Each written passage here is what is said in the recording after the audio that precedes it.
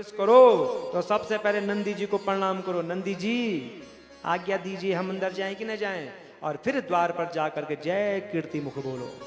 उनको नहीं पूछोगे, उनको प्रणाम नहीं करोगे तो बाबा भी प्रसन्न नहीं होंगे। फिर भीतर जाकर के पूजा करो। भगवान कहते हैं कि शिव पूजा में जो मेरे गण को याद नहीं करेगा उसे मैं फल नहीं दूंगा। अब वह राहु पुरुष के द्वारा बरबर स्थान पर मुक्त कर दिया गया, इसीलिए वह बरबर नाम से पृथ्वी पर विख्यात हो गया। उसने वहां जाकर के दैत्यराज जलंधर से सारा विस्तार पूर्वक जो वर्णन कर दिया। हे प्रभु, वो तो मैं बच गया हूं, नहीं तो मुझे खा देता। जब सुना तो बड़ा व्याकुल हो गया जलंधर। काल नेमि आदि एवं सुम निशुम आदि वीरों को साथ लेकर के अब युद्ध के लिए जो कि निकल पड़ता है। तब इस प्रकार की युद्ध की तैयारी को देख करके इंद्र सहित सभी देवता छिप करके भगवान शंकर के निवास स्थान कैलाश पर चले गए। देवता कहते, हे देवादिदेव, आपको प्रणाम है, रक्षा कीजिए, बहुत उपद्रव हो गया है, महान सेना को लेकर के आ रहा है, क्या होगा हमारा, हम बहुत भयभीत हैं। ऐसा कह करके वे सभी देवता प्रभु को प्रणाम करके और महेश्वर के चरण देखते हुए विनम्र होकर के वहीं स्थित हो गए। तो तब देवगण यह वचन सुनकर के भगवान शंकर मुस्कुराए और कहते हैं, हे ऋषिकेश, जलंधर से संतत्र हुए ये देवगण अत्यंत व्याकुल होकर के मेरी शरण में आए हैं। हे विष्णु, आपने युद्ध में जलंधर का वध क्यों नहीं किया है? आप स्वयं जो है अपना बैकुंठ छोड़ करके उसके घर में रहने लग गए हो, लक्ष्मी के स्वाद, स्वयं स्वतंत्र होकर के विहार करने वाले आप उसके घर में रहने लग गए हो। तो भगवान विष्णु कहते हैं, प्रभु, आपके अंश से प्रकट होने के कारण और लक्ष्मी जी का भाई होने के कारण मैं उसका वध नहीं कर सकता हूं। तो भगवान शंकर कहते हैं कि हे विष्णु, हे देवताओं, सुनिए, मैं महादैत्य जलंधर का वध करूंगा। आप भय रहित हो जाइए, अपने स्थानों को जाइए, संदेह रहित होकर के आप अपने स्थानों को चले जाइए। तो भगवान शंकर का ये वचन सुनकर के सब भय से मुक्त हो गए और सब अपने स्थानों को चले गए। पराक्रमी इसी बीच अति पराक्रमी तथा बलवान दैत्यपति युद्ध के लिए असुरों के साथ कैलाश के समीप पहुंचा। तो तब शिव जी की आज्ञा से नंदी, गजमुख आदि प्रमुख सेनापति तथा सभी गण बड़ी शीघ्रता से युद्ध करने के लिए तत्पर हो गए। युद्ध होता है, सबके बीच में युद्ध हो रहा है, घमासान युद्ध होता है। जलंधर की सेना, भगवान शंकर के गण युद्ध कर रहे हैं। इसके बाद रौद्र रूप वाले महाप्रभु शंकर बैल पर सवार होकर के वीर गणों के साथ हंसते हुए संग्राम भूमि में जाते हैं। जब देखा कि मेरे गण भी कुछ नहीं कर पा रहे हैं, देवता भी कुछ नहीं कर पा रहे हैं, अब भगवान स्वयं युद्ध के लिए जाते हैं। भगवान शंकर और जलंधर का युद्ध होता है तो जलंधर भगवान शंकर को मोहित कर देता है। उसी युद्ध में भगवान शंकर मोहित हो गए। इस प्रकार रुद्र को एकाग्रचित्त देख करके काम के वशीभूत वह दैत्य जलंधर बड़ी शीघ्रता से कहा गया, जहां गौरा जी विराजमान थी, जहां पार्वती विराजमान थी। जलंधर अपनी आसुरी माया के प्रभाव से सर्वथा भगवान शंकर के समान सुशोभित होने लग गया, रूप बना करके गया भगवान शंकर का। शिव प्रिया पार्वती रुद्र को आते हुए देख करके सखियों के मध्य उसके समान उसके सामने आकर के उपस्थित हो गई। उस दैत्यराज ने जो ही पार्वती को देखा उसी समय संयम रहित हो गया। तो तदंतर वे गौरी उस दानव को पहचान गए कि यह भगवान शंकर नहीं है, ये तो दानव है, और भगवती पार्वती अन्यत्र चली जाती है। तत्पश्चात क्षण मात्र में ही बिजली की लता के समान पार्वती को न देख करके वह दैत्य पुनः युद्ध करने के लिए बड़े वेग से वहां पहुंचा जहां भगवान शंकर थे। तो तब पार्वती ने मन ही मन महाविष्णु का स्मरण किया। जैसे भगवान विष्णु का स्मरण होता है, भगवान विष्णु वहां पहुंच गए। तो मां पार्वती कहती है, विष्णु जलंधरो दैत्य कृतवान परमाद्भुतम तत्किम न विदितम तेस्ते तेष्टिता तस्य दूरमते। जलंधर दैत्य ने परम आश्चर्यचकित कार्य किया है। क्या आप उस दुर्बुद्धि की चेष्टा को नहीं जानते हैं? हे महाविष्णु, आप उसके जो है कार्य को नहीं समझ पा रहे। उसने आज कौन सा कार्य किया है?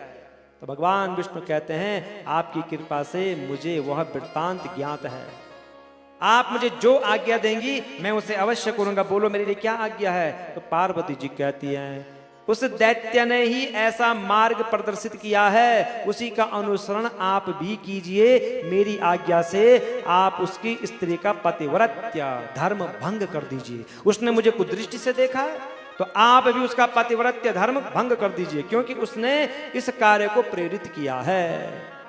इसके बिना वह महादैत्य नहीं मारा जाता है, जबकि उसकी स्त्री में सतित्व है। जब तक वह पति व्रत्य धर्म पर है तब तक जलंधर नहीं मारा जाएगा, और जहां आप उसकी स्त्री का पति व्रत्य धर्म भंग करोगे उसका वध हो जाएगा। भगवती पार्वती की आज्ञा को सुनकर के भगवान विष्णु सुरोधार्य करके छल करने के लिए शीघ्र ही जलंधर की नगरी में चले गए।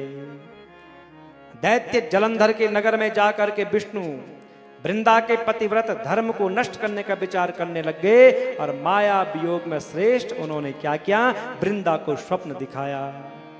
वृंदा को स्वप्न हो रहा है और स्वयं अद्भुत रूप धारण करके उसके नगर के उद्यान में स्थित हो गए, और तब उसकी पतिव्रता पत्नी देवी वृंदा ने विष्णु की माया के प्रभाव से रात्रि में उस स्वप्न को देखा। स्वप्न देख रही है, उसने विष्णु की माया से स्वप्न में देखा कि उसका पति भैंसे पर आरूढ़ होकर के शरीर में तेल लगाए हुए नग्न होकर के काले पुष्पों की माला को धारण किए हुए, और कहां जा रहा है, राक्षसों के साथ दक्षिण दिशा की ओर जा रही है, स्वप्न देख रही है।